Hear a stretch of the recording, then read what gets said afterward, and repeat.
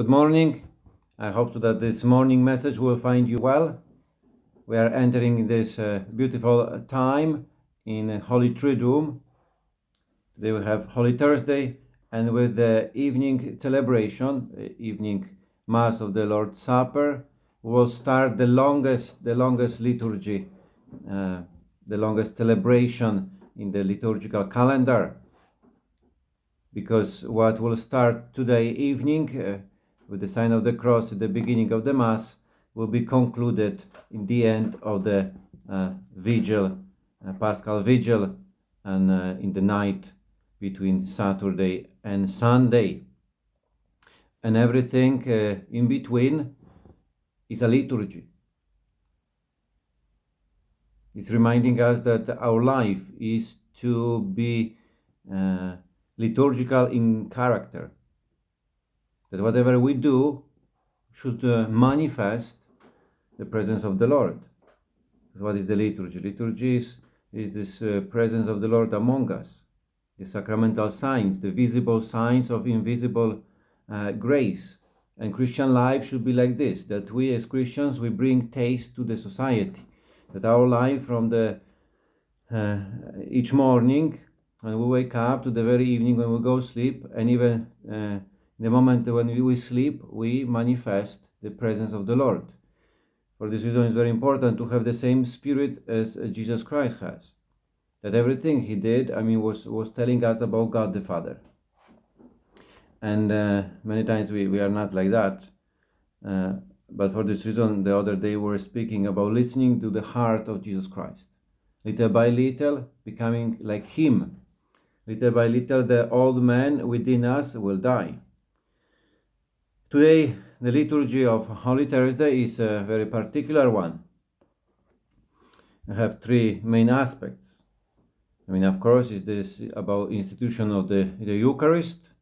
There is this discovering or underlying the importance of priesthood, but also speak about the fraternal love, the love among the brothers. So looking at the Gospel, what will be proclaimed in the evening celebration, we will discover something very important, that for John, that was something essential for Christianity. Washing of the feet as expression of all those three aspects of the priesthood, Eucharist, and the fraternal love. So let us listen to the Gospel. Reading from the Holy Gospel according to John. It was before the festival of the Passover that Jesus knew that the hour had come for him to pass from this world to the Father.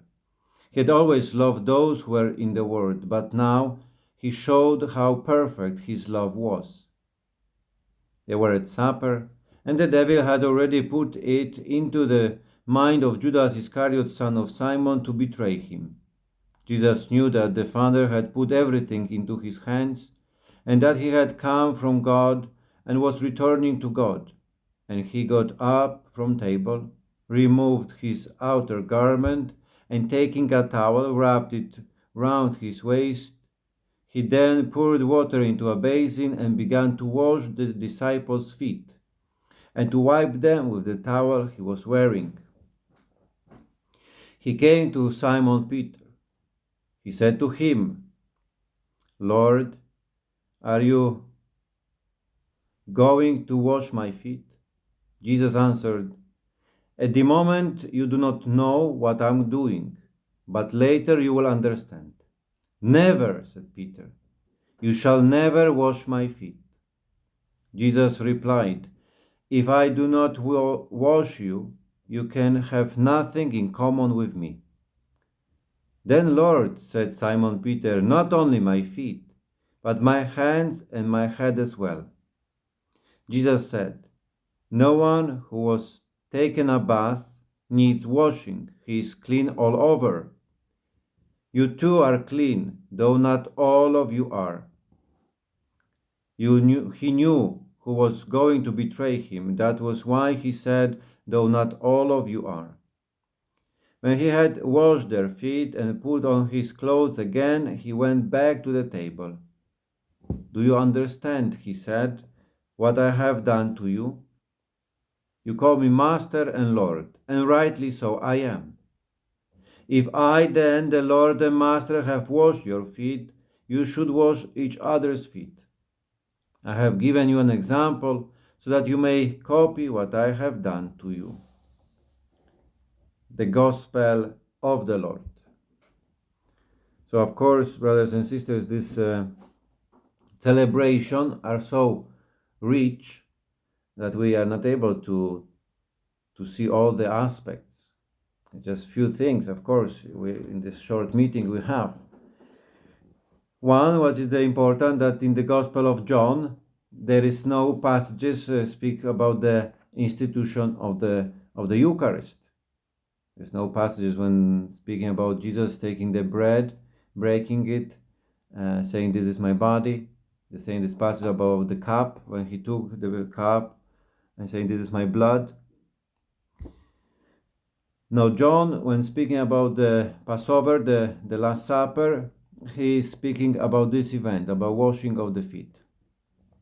That Jesus Christ comes to humble himself, and he will wash the feet of those who will run away, of the one who will betray him, of the one who will deny him, of those who really seems that after listening Jesus for 3 years, they failed in the moment of trial. But it's showing us that God truly loves us in the places where we are weak, the moment of our weaknesses, our limitations, our failures. That He really comes. I mean, and nothing is really able to stop Him from loving you and me. So hopefully in this time of Lent we could discover how weak we are.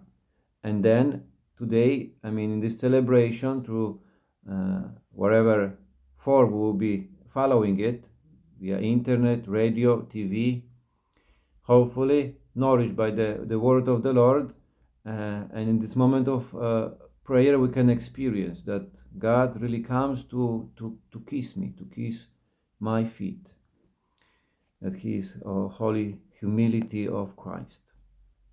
And it's another aspect about speaking about being clean, being washed, in speaking about this washing of the feet, because saying that you are clean already. In the other passage in the Gospel, in the chapter 15, verse 3, Jesus will say that you are clean by the means of my word. The word of God is coming to purify us. So it's very important that, as yesterday we were invited to listen, because this word of God has power to change our lives. That many times the smallest things like this, that a little ink on the paper, that this word of God have a message, have this spirit in it that can touch my heart, that can really transform me, that really make of me a child of God. Child of God means to have the same nature as Jesus Christ, the nature of the one who is ready to give his own life for the sake of the brothers. Of course, it is also an invitation today to forgive our enemies, to forgive all those who maybe harm us in the past of our life, because the Eucharist, it is this sacrament of unity. So how I can approach the altar if I have some conflicts. So to forgive those, and maybe also to ask for forgiveness. Above all, for sure, we can today pray for those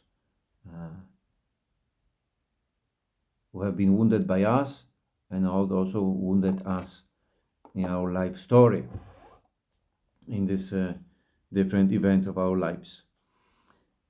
So once again, this celebration, as Peter was in the beginning, was saying, "Not, Lord, no, you will not wash my feet." But the Lord said, "No, no, let me do it. Let me do it." Because as much we experience love from Jesus Christ, that amount we will be able to share with the others. So first, it's important that we receive from Jesus Christ before we start being very active to go and try to help the others.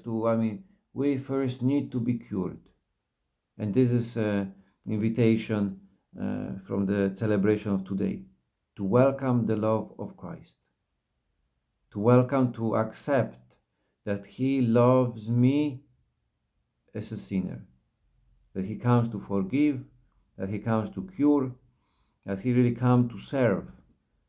And then that will transform me.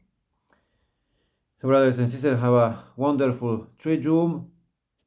May the Lord really comes and help us to see this mystery of love, that He truly loved us and loved us to the very end.